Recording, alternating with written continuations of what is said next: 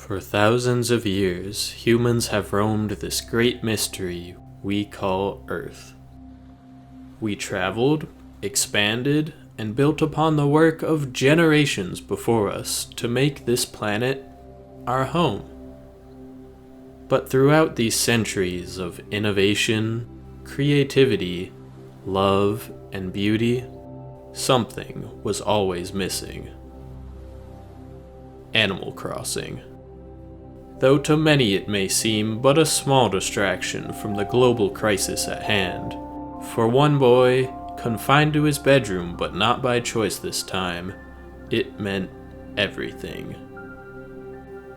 Hey everyone, if you're someone who watches the news, buys toilet paper, or exists, you're probably aware of the chaos that's going on in the world right now. This virus has caused a real pandemic, and now virtually the entire world is quarantined to some extent. But if you've ever fantasized about going outside, having friends, or living somewhere Peter Rabbit 2 isn't delayed, then Animal Crossing is the game for you. It really is a strange time in the world right now. Fossils are everywhere, ghosts are showing up, there's birds washed up on the beach, things are just really weird. But in all seriousness, what's happening in the world now is, for lack of a better term, whack. We've never seen anything like this before, and by this point you really don't need me to explain how bad it is. There is one thing I want to say though, because I've seen lots of people joking online about how we're just being called to sit on our couches all day, it's an introvert's dream. But as a big dumb introvert according to my birth certificate, I feel qualified to say that, this is not my dream, and quarantine's kinda lame. Like really, hospitals are overflowing, schools are shutting down, I'm being forced to isolate miles away from all my friends, and my rail-licking rally is cancelled. This is not my dream, this is a nightmare. So times have been tough.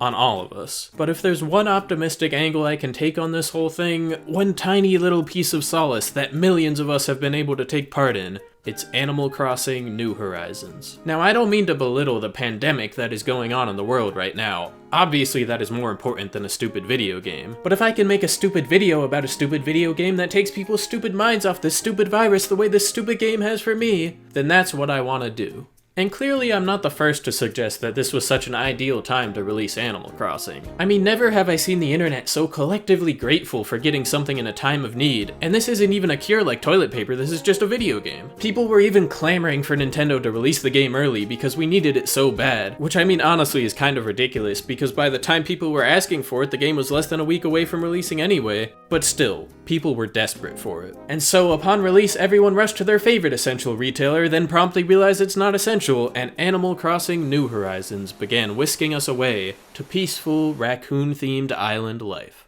So what is Animal Crossing? Well, Animal Crossing is basically an adult life simulator that tricks you into thinking paying off loans is fun. The series began in Japan on the N64 in 2001, before being enhanced and released on the GameCube in North America in 2002. That game saw you control a villager in a town filled with animals. 18 years later, and blam, you're a god now. Personally, I never really had much experience with the Animal Crossing series growing up, but I do remember seeing the Animal Crossing stage in Super Smash Bros. Brawl and saying, Animal Crossing? What's that, a game about animals crossing the road? Because that's what I thought was funny when I was 12, but turns out I wasn't really wrong. New Horizons specifically has you fly out to a deserted island with just 2 other villagers and the Nooks to build up your very own town from scratch. And it's here where you get to gather materials, go into debt, craft tools and furniture, go into debt, fish, catch bugs, and dig up fossils for your museum, build up your village and relationships with villagers, and go into debt. That's the funny thing with this game. Nothing you do in it really feels like playing a game, it's just life. I mean, your neighbors are birds, but it's life. And I think that's always been the appeal of Animal Crossing. While most games focus on fantastical adventures or demon slaying, high score building, adrenaline rushes, it's refreshing to play something that just takes you to a peaceful, ordinary life. And now more than ever, having a relaxing life to escape to speaks to people.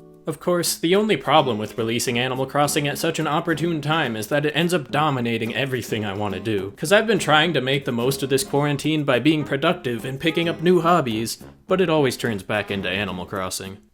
There's a reason to keep coming back though. Just by encouraging you to come back and pick fruit, talk to neighbors, or get your daily bonus at the Nook Stop, the game gives you something to do every day.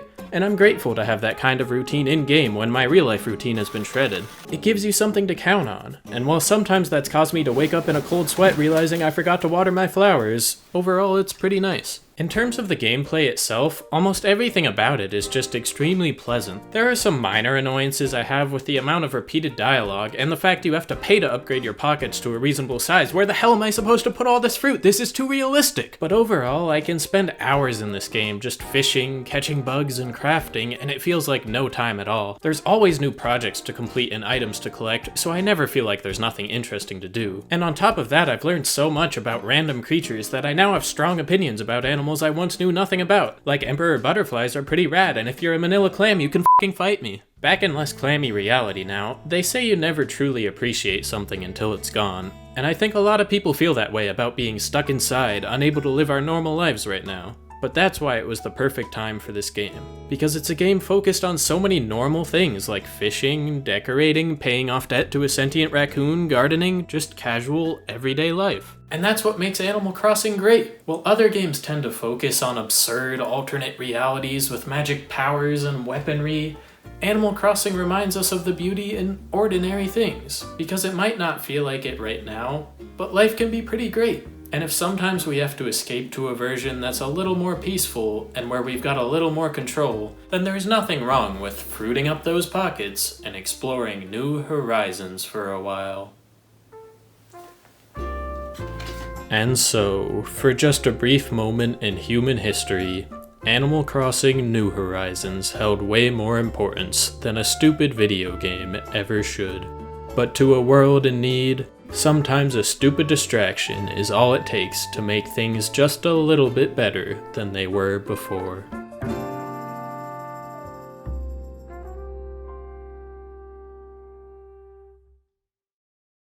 Anyway, that's all the time I've got. I gotta get back to playing Animal Crossing New Horizons on my Nintendo Switch.